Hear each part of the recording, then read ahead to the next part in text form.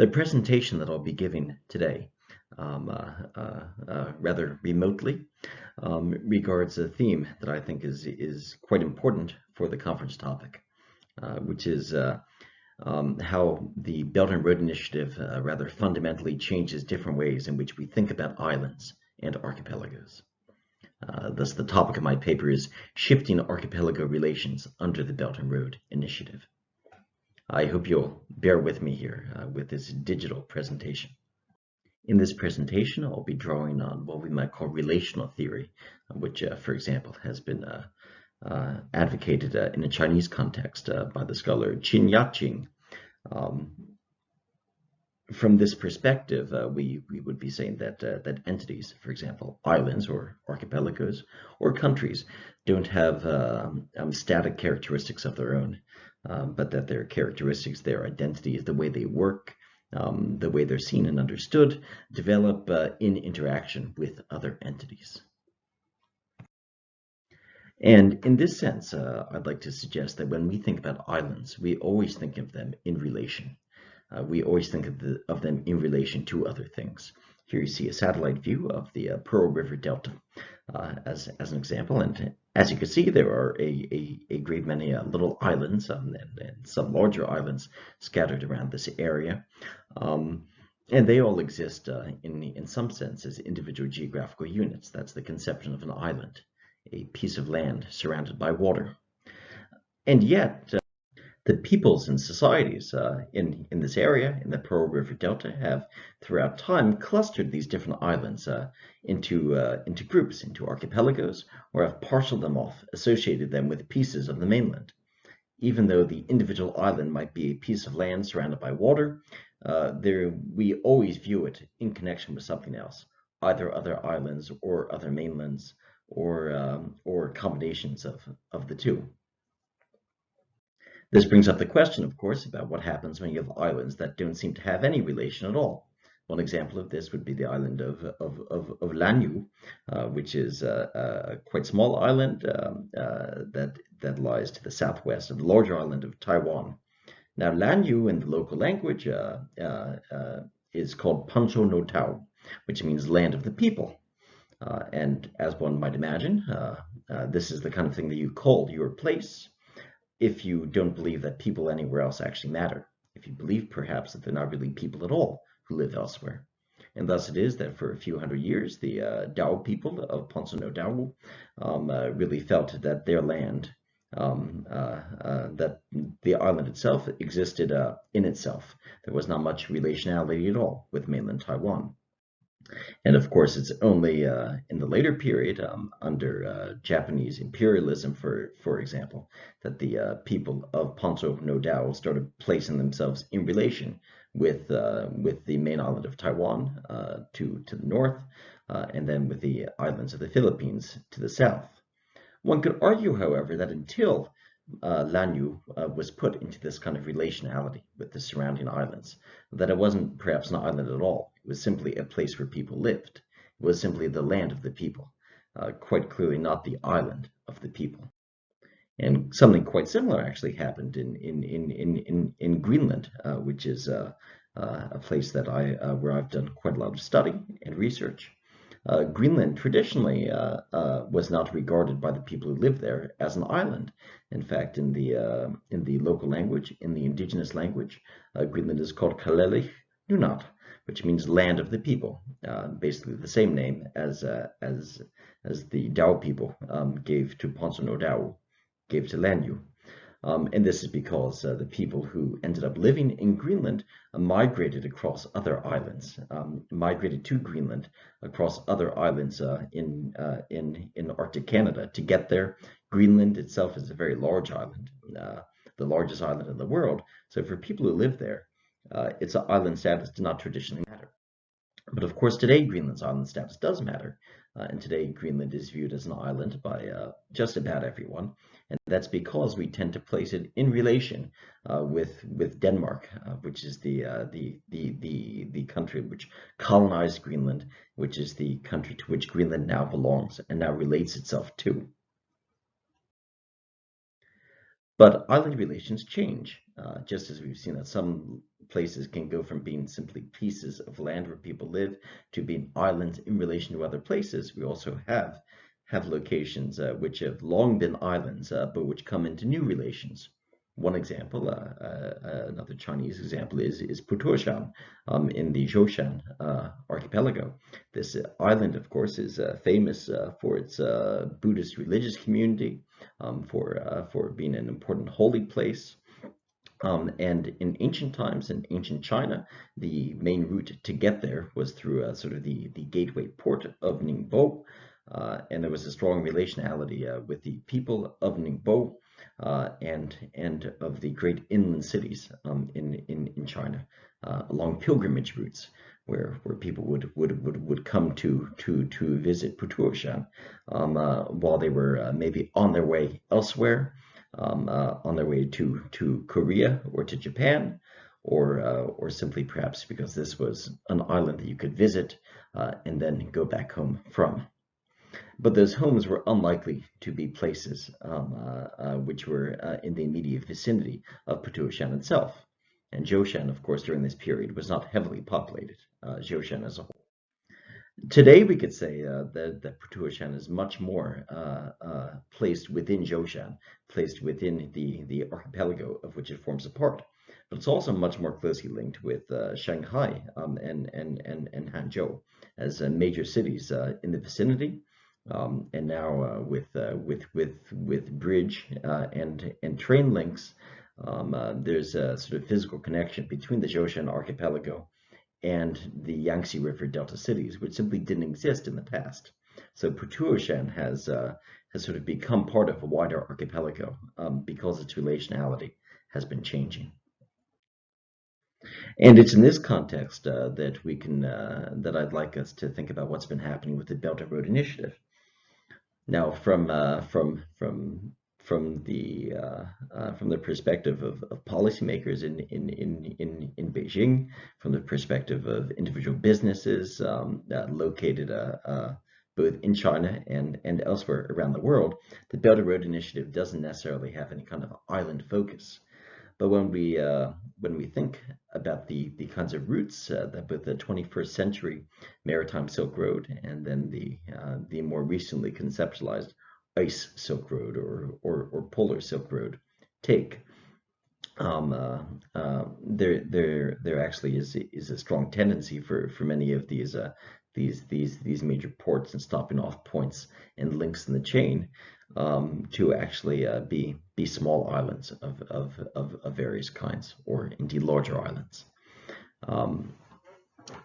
So this holds not only through the route which goes down through from China through Southeast Asia, in the Indian Ocean and onto Africa and the Middle East, but also up north along the Arctic. There are many island stops along the way.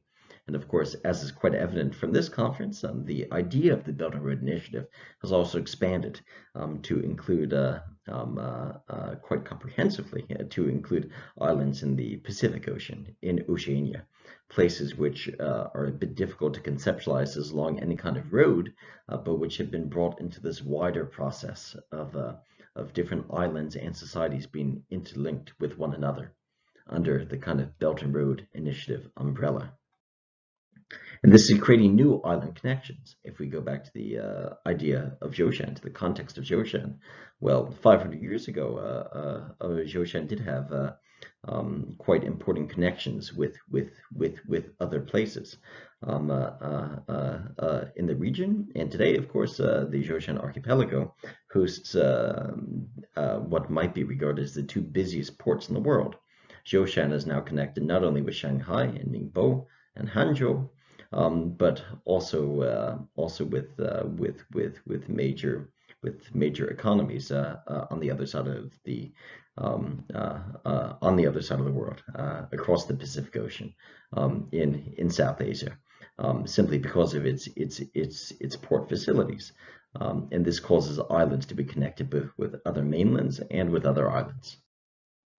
The same can be said in the northernmost town in the world. This is Longyearbyen in the Svalbard archipelago, which belongs to Norway.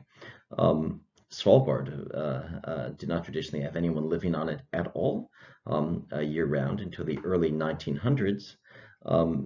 Today, however, Svalbard is home to an international community, people from many different nations.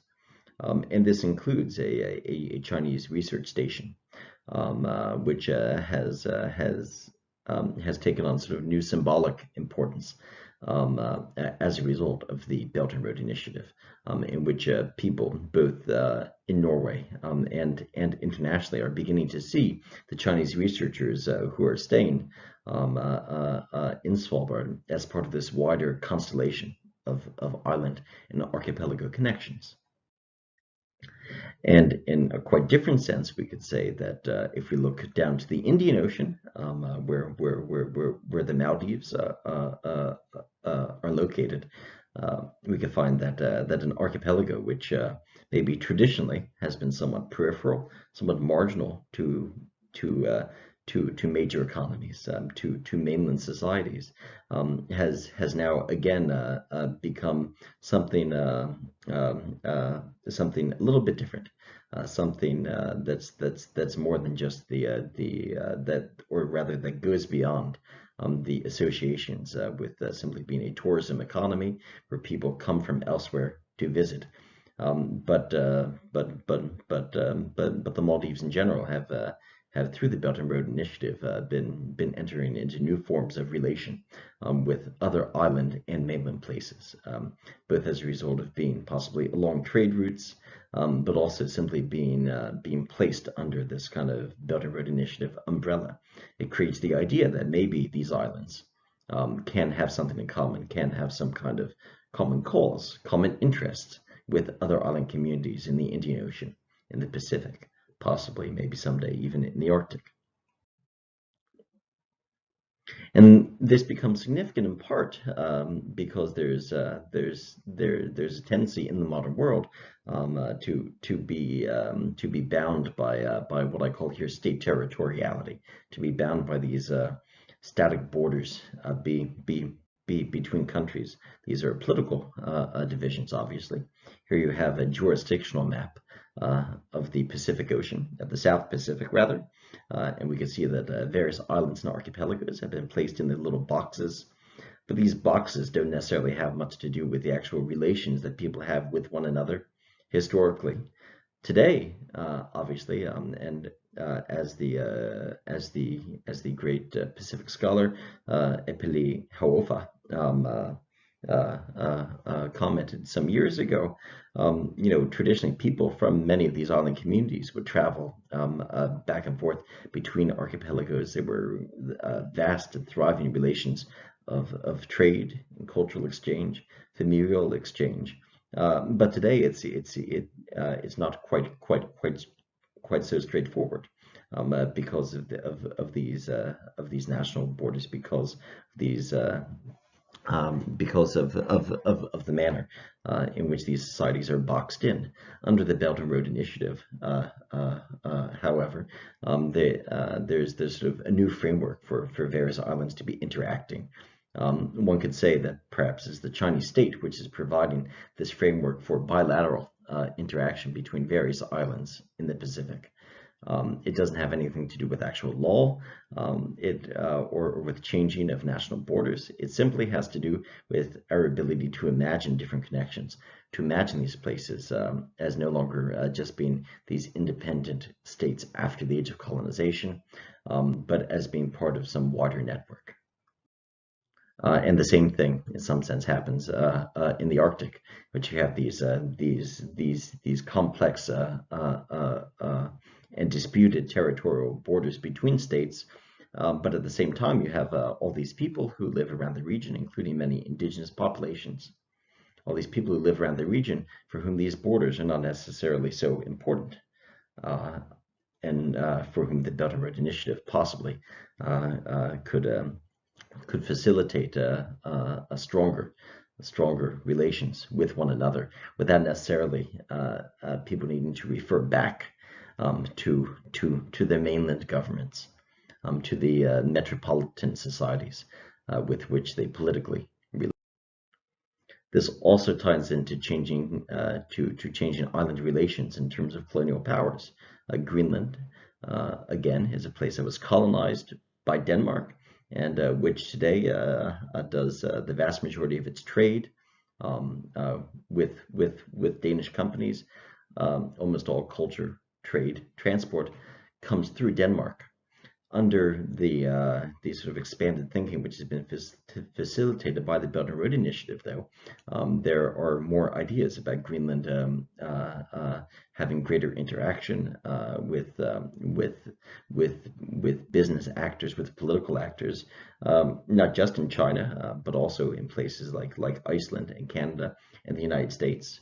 It's not necessarily that this is and it's really not the case that this is happening under the Belt and Road Initiative, but I think it's pretty evident, to me at least, that the willingness to think about these expanded opportunities and these expanded relations are occurring in the context of the way that the Belt and Road Initiative is changing the way we think in general about island connections. The same kind of change in thinking about island connections could potentially be happening in a place like Guam, which has been heavily militarized by the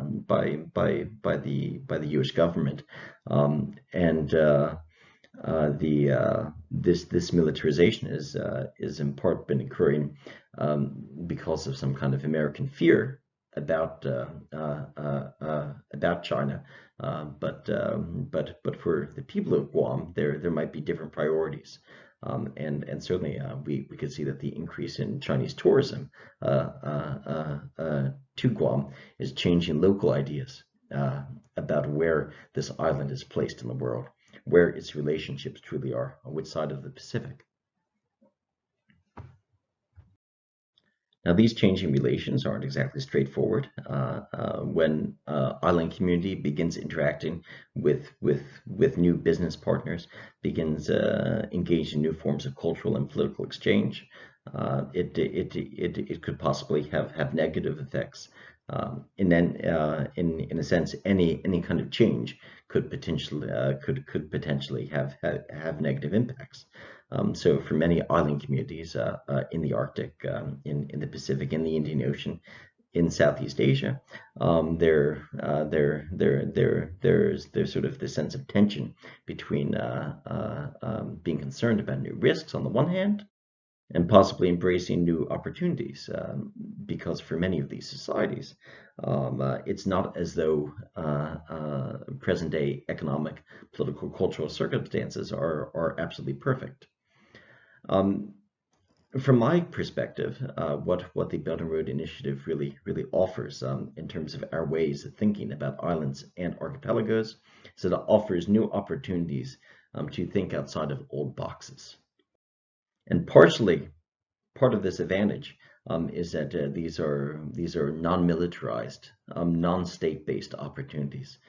The Belt and Road Initiative allows places like the Maldives, like Greenland, like Papua New Guinea, the opportunity to try different things, to engage in different relations with other islands, with other mainland communities outside of their traditional network of relations, and to do this in such a way that is relatively unthreatening, because the Belt and Road Initiative is rather explicitly aimed at some kind of multilateral collaboration. It's not about China and many different individual islands and many different individual archipelagos. It's about these various places together, and that's what's so important for me. This process of translocal, transprovincial, transnational exchange. Thank you so much for listening to me over there in China as I sit here in Denmark. I truly hope that you enjoy this conference and find it highly productive. Thank you.